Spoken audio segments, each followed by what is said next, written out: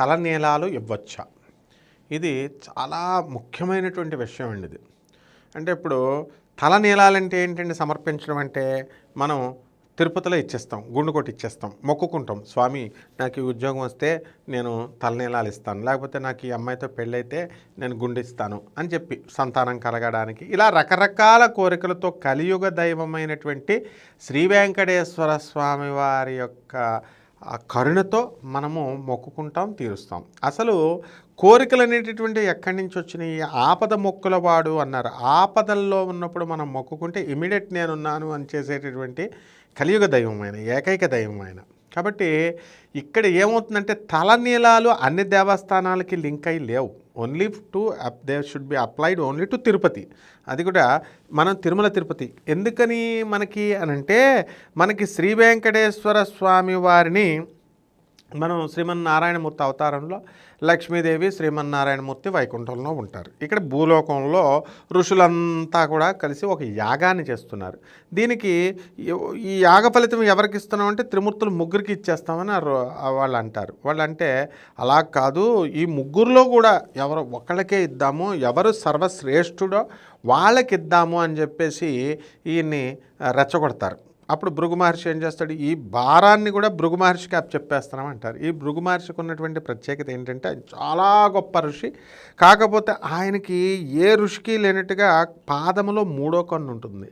అంటే శివుడికి 3వ కన్ను ఇక్కడ ఉంటుంది కదా, ఆజ్ఞాచక్రంలో ఇక్కడ నుదుటి మీద, ఆయనకి పాదంలో ఉంటుంది. అంత గొప్పవాడు అనమాట. దాని ద్వారా భూత భవిష్యత్ వర్తమాన కాలాలు అన్నీ తెలిసిపోతాయి. దాంతోపాటు ఎవరికైనా సరే మనకు డబ్బు బాగా ఇచ్చాడు అనుకోండి, మనకు గర్వం వచ్చేస్తుంది కదా. అదే విధంగా ఆయనకి 3వ కన్ను ఇవ్వడం వల్ల ఆయన కూడా గర్వం వచ్చింది.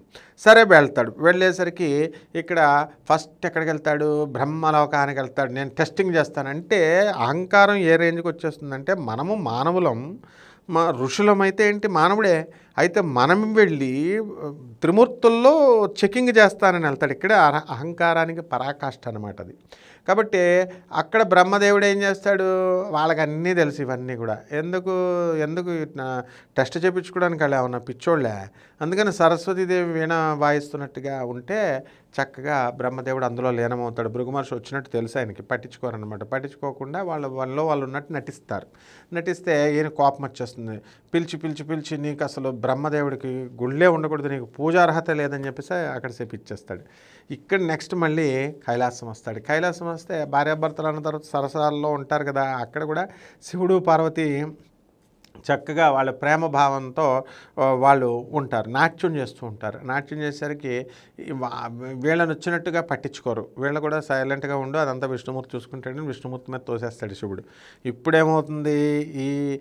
ఏమిటి అసలు అక్కడ బ్రహ్మలోకంకి వెళ్తే అక్కడ పట్టించుకోలేదు, ఇక్కడ శివలోకంలో వెళ్తే వీళ్ళు పట్టించుకోవట్లేదని చెప్పి, నీకు తన్మయత్వంతో ఉన్నావు కాబట్టి నీకు లింగ రూపంలోనే నీకు పూజలు భూలోకంలో జరుగుతాయి, కానీ ఇక్కడ మామూలుగా నీకు విగ్రహం రూపంలో మూర్తి పూజలు ఉండవు అని చెప్పేసి వాళ్ళని చెప్పిచ్చేస్తాడు. ఇక వైకుంఠాన్ని దగ్గరికి వచ్చాడు. వైకుంఠంలో శ్రీ మహావిష్ణువు పడుకుని ఉంటాడు, లక్ష్మీదేవి చక్కగా కాళ్ళు పిసుకుతూ ఉంది, తన్మయత్వ స్థితిలో ఉంటారు. ఇవి ఇక్కడ కూడా పరిస్థితి ఇదే అని చెప్పేసి ఆయన కోపం వచ్చేసి ఆయన ఏం చేస్తాడు? డైరెక్ట్గా ఏమైంది అసలు త్రిమూర్తులకి, ఋషుల్ని వీళ్ళని అసలు సాధువులు అంటే ఇంత లోకువైపోయిందని డైరెక్ట్గా వెళ్ళి శ్రీ మహావిష్ణువు యొక్క ఎడమ హృదయ భాగాన్న అక్కడ కాలుతో తంతాడు. తన్నేసరికి పాపం శ్రీ మహావిష్ణువు ఎంత బాధపడాలండి, ఆయన బాధపడ్డాడు. నవ్వుతూ చక్కగా ఏమంటాడు? అయ్యో స్వామి, నువ్వు నీ యొక్క పాదం ఎంత శుతిమెత్తనైనటువంటిది, నా యొక్క హృదయం గట్టిగా ఉంటుంది, నీకు తగిలేసిందేమో అని చెప్పేసి ఆగు నేను సేవ చేస్తానని చెప్పి ఆయన పాదాలను ఇలా పట్టుకొని పిసుకుతూ ఉంటే అక్కడ లక్ష్మీదేవికి ఇది చాలా జుగుప్సాకరంగా కనబడుతుంది. లక్ష్మి ఎక్కడ ఉంటుంది? శ్రీ మహావిష్ణువు యొక్క విష్ణువక్షస్థల స్థితి ఆమె.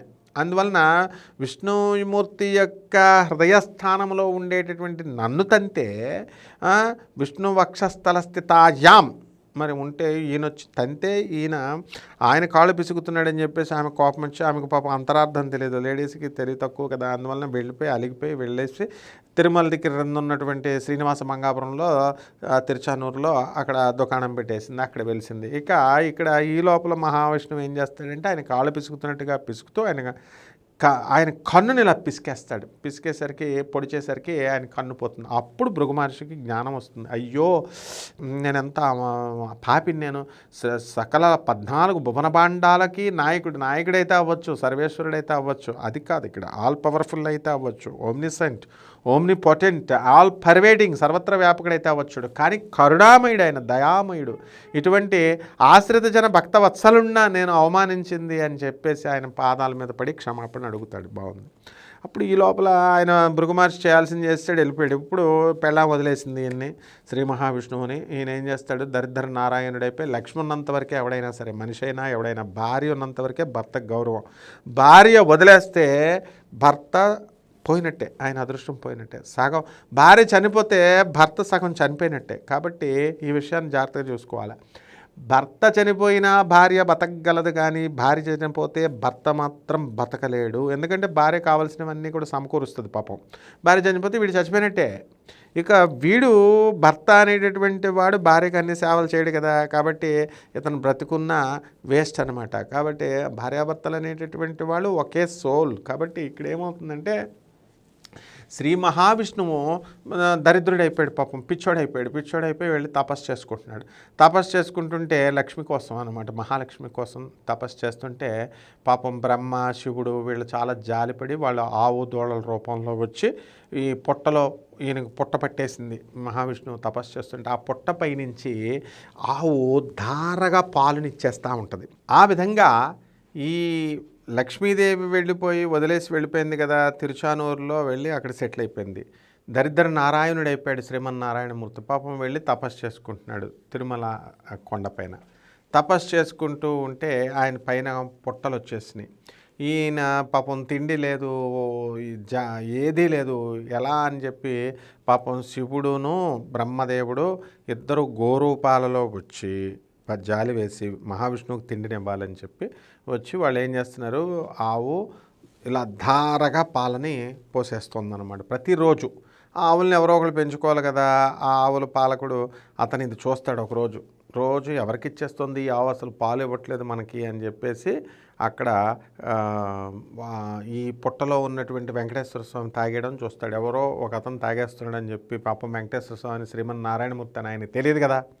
అందువలన వెంటనే వెళ్ళి ఒక కర్రతో ఇతన్ని కొట్టాలి అని చెప్పేసి వెంకటేశ్వర స్వామిని ఇలా కొట్టేస్తాడు శ్రీనివాసుడిని. కొట్టగానే తలకి గాయమై రక్తం వస్తుంది. వెంటనే నీలాదేవి వస్తుంది. నీలాదేవి వచ్చి కట్టుకొడుతుంది. అంటే తన యొక్క చీరని చింపేసి కట్టుకొడుతుంది.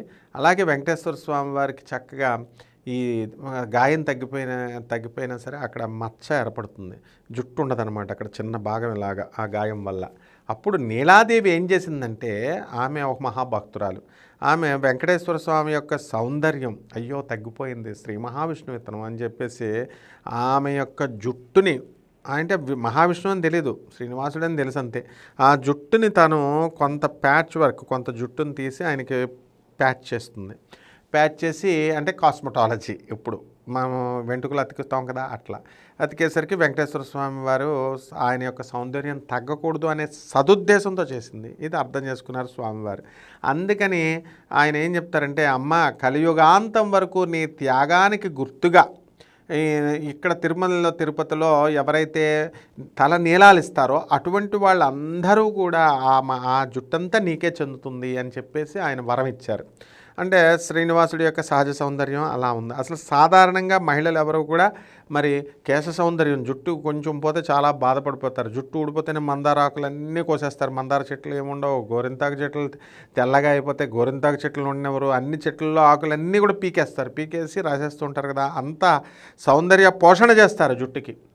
అలాంటిది వెంకటేశ్వర స్వామి వారికి ఆమె తన సౌందర్యాన్ని కూడా లెక్క కట్టకుండా నీలాదేవి ఇచ్చింది కాబట్టి ఆమెకి స్పెషల్ వరాన్ని ఇచ్చాడు. ఎవరైతే త్యాగం చేస్తారో వాళ్ళకి మాత్రమే శ్రీనివాసుడు ఇక్కడ ఇస్తాడనమాట, వరాలు ఇస్తాడు. ఆ విధంగా ఇక్కడ మరి ఆ విధంగా మొత్తం కలియుగాంతం వరకు జుట్టంతా ఇస్తారు. అయితే మగవాళ్ళు ఇక్కడ ఇస్తారు, ఇది కథ. ఇక్కడ ఆడవాళ్ళు వచ్చేసరికి ఏం చేయాలా, గుండె ఇవ్వకూడదు. వాళ్ళు చక్కగా 3 కత్తెరలు ఇవ్వాలి, వెంట్రుకలు కటింగ్స్. అందువల్లనే తిరుమల తిరుపతి దేవస్థానంలో పైన కత్తెరలు 3 కత్తెరలు ఆడవాళ్ళకి ఇస్తారు. 5 కత్తెరలా 3 కత్తెరలా అని చెప్పి అడిగిస్తారు. ఇక్కడ మా గురువుగారు అయినటువంటి శ్రీ గరికపాటి నరసింహారావు గారు ఎన్నోసార్లు చెప్పారు, ఆడవాళ్ళు గుండె ఇవ్వకూడదు, ఆడవాళ్ళు సహజ సౌందర్యమైనటువంటి ఆ జుట్టుని మీరు చక్కగా కాపాడుకోండి. మీరు చక్కగా ఎప్పుడు తీస్తారండి, అది వైధవ్యం వచ్చినప్పుడు గుండె గీసేస్తారు. కాబట్టి మహిళలందరూ కూడా తిరుమల తిరుపతి దేవస్థానంలో వెళ్ళినటువంటి వాళ్ళు మీరు చక్కగా గుండు అనేటటువంటిది సాంప్రదాయబద్ధంగా వేదము పురాణాల్లో ఏం చెప్పలేదు, ఇమ్మని. మీ ఇష్టమే ఇస్తే ఇవ్వచ్చు కానీ ఇవ్వకూడదు అని మా గురువుగారు గరికపాటి నరసింహారావు గారు లాంటి ఆధ్యాత్మికవేత్తలంతా చెప్పారు. కాబట్టి శాస్త్రం చెబుతుంది, కాబట్టి మనం వాటిని గౌరవించి చేస్తే మంచిది. ఇకపోతే ఈ వీళ్ళు ఇస్తున్నారు కదా మగవాళ్ళు గుండెలు ఇక్కడ అని చెప్పేసి మిగతా దేవస్థానాల వాళ్ళు కూడా పెట్టారనమాట. భక్తులు వెళ్తే పాపం ఎగ్జిక్యూటివ్ ఆఫీసర్లు ధర్మమండలి వాళ్ళు ఏం చేస్తారు, సరే ఇచ్చుకుంటే ఇచ్చుకోండి అని. ఆ విధంగా ద్వారకా తిరుమలలో, కాళహస్తిలో, ఇక ఈ గుడి ఆ గుడి అని లేదు, ప్రతి గుడిలో కూడా యాదగిరిగుట్టలో అన్ని గుళ్ళల్లో కూడా ఈ విధంగా ఈ తల నీలాలు అనేటటువంటి సాంప్రదాయం వచ్చింది. అది భక్తుల యొక్క మనోభావాలు దెబ్బతీయకూడదు కాబట్టి వాళ్ళ ఇష్టమైతే వాళ్ళు చక్కగా ఇచ్చుకోవచ్చు. కానీ ఈ తల నీలాలు ఇవ్వడానికి మిగతా దేవాలయాలకి సంబంధం లేదు. కేవలం ఒక్క తిరుమల తిరుపతి దేవస్థానంకి మాత్రము ఆయన కలియుగ దేవుడు కాబట్టి సాక్షాత్తు శ్రీకృష్ణుడు డైరెక్ట్ వచ్చి అదే బాడీతో శ్రీ మహావిష్ణువుగా శ్రీనివాసుడిగా వెలిశాడు కాబట్టి ఆయనకి ఆ తిరుమల కొండలో జరిగినటువంటి ఇన్సిడెంట్ కారణంగా నీలాదేవికి ఇచ్చిన వరం కారణంగా తల నీలాలు అనేటటువంటిది కథ వచ్చింది. ఇంకా మిగతా దేవస్థానాలకు అసలు సంబంధం లేదు, ఇచ్చుకునేటటువంటి భక్తులు ఇచ్చుకోవచ్చు అనమాట. శుభమస్తు.